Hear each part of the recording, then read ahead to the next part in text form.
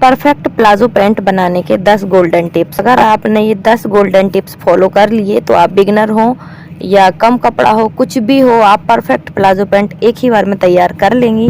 Tips number 1, palazzo pant के front part में margin नहीं लेते, सिर्फ बैक पार्ट में मार्जिंग लेते हैं, इसलिए इसको प्लाजो पैंट कहते हैं। मार्जिंग यानी लूजिंग, जो हम अंदर एक्स्ट्रा कपड़ा रखते हैं। टिप्स नंबर 2, प्लाजो पैंट के फ्रंट पार्ट में सेंटर पर 2 प्लेट जरूर डालें, क्योंकि प्लाजो और प्लाजो पैंट में बहुत फर्क होता है। प्लाजो में ये प्लेट नहीं डलती, लेकिन प्लाजो पैंट में बहुत ज़्यादा ज़रूरी होती हैं ये प्लेट।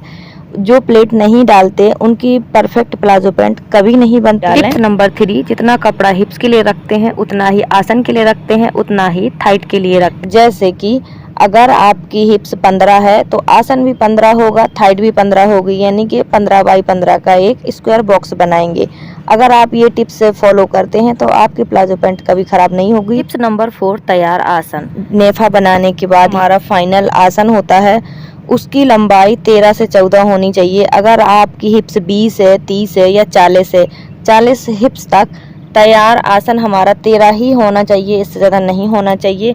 अगर आपकी हिप्स 50, 55, 60 या 65 है तो आप आसन की लंबाई 15 रख सकते हैं, इससे ज़्यादा बिल्कुल भी नहीं रखना होता है। इससे भी प्लाजो पैंट की फिटिंग खराब हो जाती है, झोल आने लगता है होता है। टिप्स नंबर 5, प्लाजो पैंट की मोहरी 6.5 या 7, इससे ज़्यादा ना रखें। अगर आप बहुत हेल्दी हैं तो 7 रखें, वरना 6 से 6.5 ही होती है प्लाजो पैंट की मोहरी। टिप्स नंबर 6, अगर प्लाजो पैंट में आप पॉकेट लगा रहे हैं तो इसकी लंबाई 11 इंच से ज़्यादा ना रखें, क्योंकि पॉकेट बहुत मेन रोल करती है प्लाजो पैंट में। अगर प्लाजो पैंट की पॉकेट लंबी है तो वो हमें थाइड में प्रॉब्लम करती है, फिटिंग खराब करती है, झोल आता है।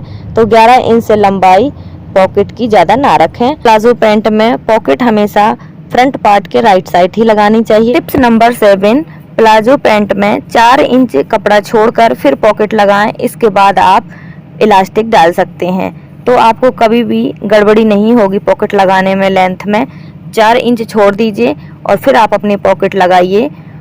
और हमेशा हाथ डालने के लिए पॉकेट में जो हाथ डालते हैं उसके लिए सिर्फ और सिर्फ 5 इंच ही जगह छोड़नी चाहिए। अगर आपने इलास्टिक लगा ली है, तैयार इलास्टिक हो गई है, तो आधा इंच नीचे आप इलास्टिक से पॉकेट लगा सकती हैं। टिप्स नंबर 8, दोनों पार्ट की सिलाई के बाद जो हम फाइनल सिलाई लगा लेते हैं थाइड साइड, यानी जो जांग के साइड सीधी सिलाई होती है, फाइनल सिलाई के बाद जब सीधे तरफ से सिलाई लगाते हैं तो वो सिलाई हमेशा बैक पार्ट के ऊपर चढ़ा के लगानी होती है। नेफा या इलास्टिक डालने के लिए अगर बिगनर हैं तो 2.5 इंच कपड़ा छोड़ें, ये आपके लिए परफेक्ट रहेगा, इससे कभी कोई मिस्टेक नहीं होती है, कपड़ा कम नहीं पड़ता है। टिप्स नंबर 10, प्लाजो पैंट में क्रोच एरिया 2 इंच से ज़्यादा ना रखें। अगर आपकी हिप्स 20 से 40 या 45 है तो 2 इंच से ज़्यादा क्रोच एरिया ना रखें, इससे प्लाजो पैंट में झोल आने लगता है। अगर आपकी कमर 40 से 55 है या 60 है तो आप क्रोच एरिया 3 इंच तक बढ़ा सकते हैं। और मार्जिंग हमेशा प्लाजो पैंट के बैक पार्ट पर ही लें, फ्रंट पार्ट पे ना लें, इससे प्लाजो पैंट पूरी तरह से खराब हो जाती है।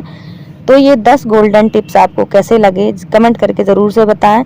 अगर वीडियो अच्छी लगी है तो मेरे चैनल को सब्सक्राइब ज़रूर कर लें, बेल आइकन को ऑल पर सेट कर लें और कमेंट करके ज़रूर बताएं आपको ये वीडियो कैसा लगा। तो अगर आप बिगनर हैं तो ये 10 टिप्स ज़रूर फॉलो करें, आपकी प्लाजो पैंट कभी भी खराब नहीं होगी। धन्यवाद।